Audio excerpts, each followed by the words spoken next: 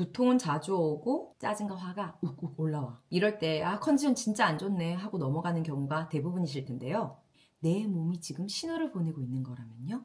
저는 2년 동안 아침 공복에 소금 루틴을 하면서 그 신호가 더 선명하게 보이기 시작했습니다. 결론부터 말씀드리면 두통, 피로감이 사라졌고 몸이 무겁고 기운 없는 그 무기력함, 이 모든 것이 거의 사라졌습니다. 저는 필라테스 강사였습니다. 몸의 정렬과 구조는 정말 좋아졌는데 피곤하고 두통, 무기력이 늘 항상 저를 따라다녔어요. 늘 진통제를 들고 다녔었거든요. 심지어 기분도 막 오르락 내리락 했는데 저는 그게 제 성격인 줄 알았어요. 그런데 지금 돌아보니까 몸이 계속 신호를 보내고 있었던 거예요. 이번 영상을 끝까지 보시면 내가 왜 매일 피곤했는지, 무기력했는지, 그 짜증과 화가 왜 그렇게 올라왔는지 조금 다른 시선으로 바라보게 되실 겁니다. 그리고 아침 공복의 소금 루틴이 왜 누군가에게는 무기력과 피로를 바꿀 수 있는 습관이 되는지, 또 누군가는 반드시 조심해야 하는지, 처음 시작은 어느 정도가 적당한지, 소금 고를 때 기준까지 싹 다 정리해드리겠습니다. 소금물을 드시라고 하면 바로 이런 질문 생기실 거예요. 고혈압인데 혈압 올라가는 거 아닌가요?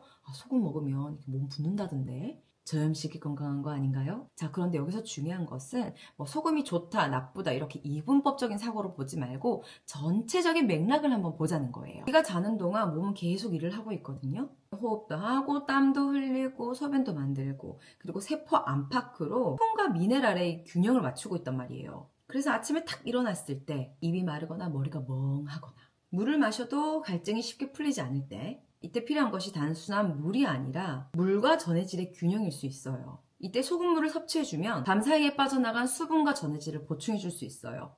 그러면서 몸의 균형을 회복하는 데 도움을 줄 수가 있겠죠. 이런 디테일한 신호들을 놓치면 내 몸이 보내는 신호들을 절반도 못 읽는 거라고 생각합니다. 그래서 맥락이 중요한 겁니다. 소금을 무조건 많이 먹자가 아니에요. 내 몸이 지금 무엇을 원하는지 한번 귀 기울여 보자는 거예요. 이 소금은 음식에 간을 하는 단순한 양념이 아니에요. 우리 몸의 수분 균형, 신경 신호, 근육 수축, 혈액량, 몸의 순환에 관여하는 아주 중요한 성분입니다. 몸이 아프면 병원에 가서 수액을 맞죠? 우리 몸이 확 살아나는 느낌이 들잖아요. 이 수액의 베이스가 우리 체액의 농도와 같은 0.9%의 생리식염수예요. 왜 생리식염수를 우리 몸에 넣느냐? 그린 거가 그냥 짠물이 아닙니다. 우리 몸을 제대로 사용하려면 전해질이 필요합니다. 전해질은 쉽게 말하면 몸속에서 전기 신호를 도와주는 미네랄인데 대표적으로 나트륨, 칼슘, 칼륨, 마그네슘이 있어요. 그 중에서 우리가 가장 쉽게 접하는 나트륨의 형태가 소금이에요. 정말 다행이고 감사한 것은 이렇게 몸에 전해질이 부족할 때 몸이 신호를 준다는 거예요. 어떻게 보내느냐? 어지럼증, 두통, 구역질, 무기력, 땀과 열 조절이 안 되고 근육에 막 이상이 오면서 저리고 굳는 증상, 정신적, 육체적 문제로 증상이 나타날 수 있다는 거예요. 물론 이런 증상들이 소금 부족으로만 오는 것이 아닙니다. 몸은 그렇게 단순하지 않기 때문에. 하지만 소금과 물이 부족해지면 전해질 이상이 생기면서 생체 전기의 흐름이 끊기는 위험한 상태가 될 수도 있다는 거죠. 제가 20대 때 아무런 정보 없이 24시간 금식을 하다가 중간에 후퇴한 적이 있었거든요. 그때 갑자기 저체온증이 오면서 손과 발이 막 덜덜덜 떨리기 시작했어요. 거기에 심장이 두근거리기 시작하는 거예요. 그래서 결국에는 영화를 보다가 뛰쳐나와서 밥을 먹은 적이 있습니다. 저탄고지, 키토, 카니보어, 단식처럼 탄수화물을 줄이고 공복 시간을 많이 가져가시는 분들은 몸에서 수분과 나트륨이 훨씬 더 잘 빠질 수가 있습니다. 저희 다이어트 회원분들 같은 경우에는 저탄고지 식단을 하면서 운동을 열심히 하시다가 갑자기 저혈당 증상이 와서 옆에 있는 사탕을 드셨다는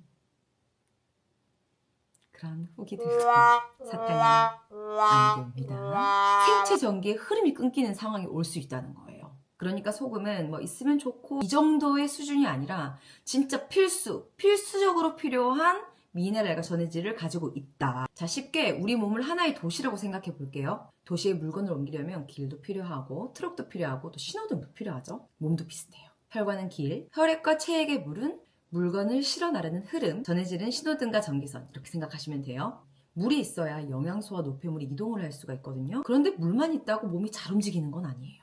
전기 신호가 꼭 필요합니다.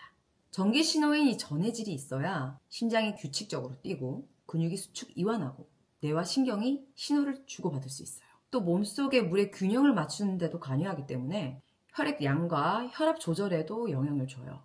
그러니까 전해질은 몸에 이 전기 신호를 보내는 핵심 물질인 거죠. 소금이 가지고 있는 이 나트륨이 몸에 적절하게 들어오면 혈액량이 안정되고 피가 몸을 구석구석 잘 돌 수 있는 환경이 됩니다. 그러면 혈액이 신장을 충분히 지나가면서 남은 수분과 대사산물들을 소변으로 배출하기 쉬운 환경이 되는 거죠. 대사산물이 뭐냐? 우리 몸이 영양소를 분해하고 사용한 뒤에 만들어지는 부산물입니다. 그래서 아무리 좋은 음식을 챙겨 먹더라도 이 소금이 부족해지면 밑 빠진 독에 물 붓기처럼 계속 피곤하고 무기력하고 기운 빠지고 두터우고 이런 증상들이 올 수 있다는 거예요. 우리는 소금을 너무 무서워해. 소금은 정말 오래된 생존 자원이었거든요. 전 근데 유럽과 한국의 염장 문화를 보면 냉장고가 발명되기 전 인류에게 소금은 생존을 위한 천연 방부제였습니다.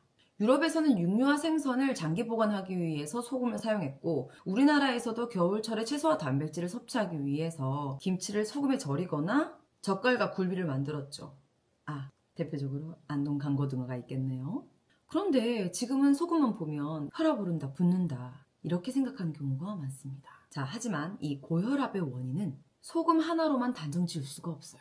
당분 과다 섭취, 비만, 칼슘 부족, 수면 부족, 스트레스, 인슐린 저항성 같은 전반적인 문제로 봐야 한다는 거. 중요한 건 혈압이 높다, 낮다 이 수치만 보는 것이 아니라 왜 몸이 혈압을 올렸는가를 함께 보시는 겁니다. 저희 엄마는 오랜 시간 불면증과 스트레스를 겪고 계셨고 또 암 수술로 인해서 갑상선이 기능을 제대로 하지 못했어요. 심지어 갱년기까지 겹쳤어요. 몸의 구조가 너무 좋지 않아서 이 전반적인 이유로 인슐린 저항성까지 이런 복합적인 영향이 혈압을 올릴 수 있다는 거예요. 그래서 소금 때문에 혈압이 올라간다는 추측은 조금 단편적이다. 물론 고혈압이 있는 분들이 소금을 마음껏 드셔도 된다는 것은 아닙니다. 이미 혈압이 높거나 신장이나 심장이 약하신 분들은 주의가 필요합니다. 따라서 이런 분들은 처음 시도하실 때 너무 진하게 드시지 마시고 따뜻한 물 한 컵에 소금 한 꼬집 정도 넣어서 내 몸이 말하고 반응하는 것을 지켜보셔야 해요. 내 식습관과 활동량에 맞는 나만의 적정량을 찾는 것이 꼭 필요합니다. 또 질문이 생길 수가 있어요. 소금물 대신에 이온 음료는 되나요? 시중에 파는 이온 음료들은요 생각보다 당이 되게 높습니다. 운동 후에 마시는 이 건강한 음료처럼 보이지만 사실상 짧은 시간 안에 고도의 당을 빠르게 섭취하는 거거든요.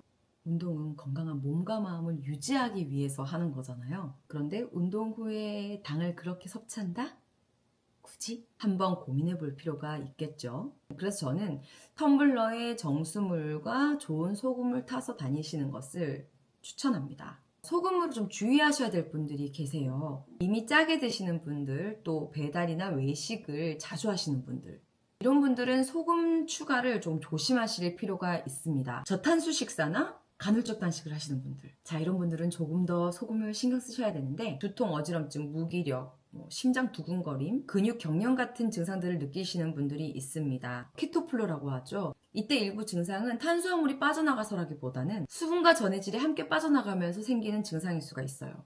이 부분을 이해하고 루틴을 설계하면 안정감이 훨씬 더 높아질 겁니다. 소금물을 시작하시려는 분들이 가장 많이 하시는 질문이 있어요. 어떤 소금을 써야 하나요? 해수 오염이나 미세 플라스틱 같은 이슈를 좀 고려하셔서 첫째, 원재료명을 봅니다. 소금 외에 불필요한 첨가물이 들어가 있지 않은지 한번 확인해 보시고요. 비싸다고 무조건 또 좋은 것도 아니고요. 둘째, 가공된 맛소금이나 조미소금은 피해주세요. 정제소금들은 소금 안에 들어있는 미네랄이나 전해질의 영양성분을 충분히 공급하지 못해요.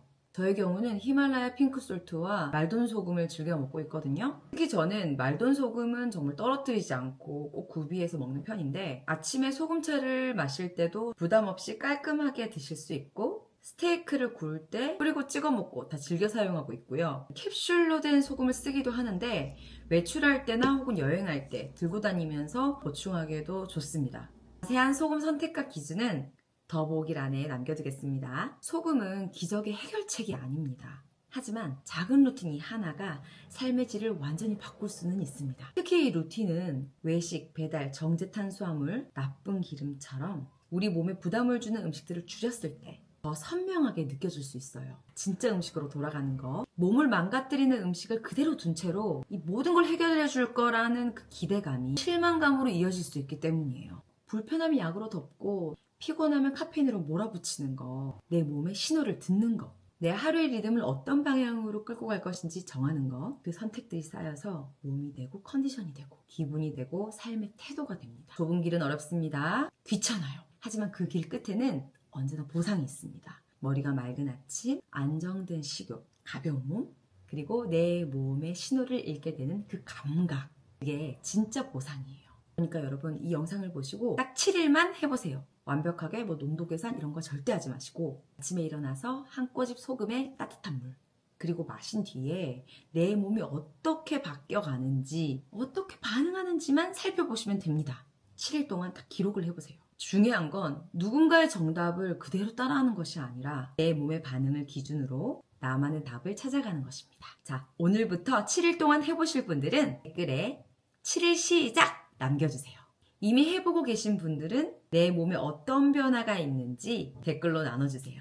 여러분의 경험이 또 다른 누군가의 시작이 될 수 있습니다. 이 영상이 내 몸을 회복시키는 데에 도움이 될 거라고 생각하신다면 좋아요와 구독 부탁드리겠습니다. 내 몸이 회복되는 그날까지. 감사합니다.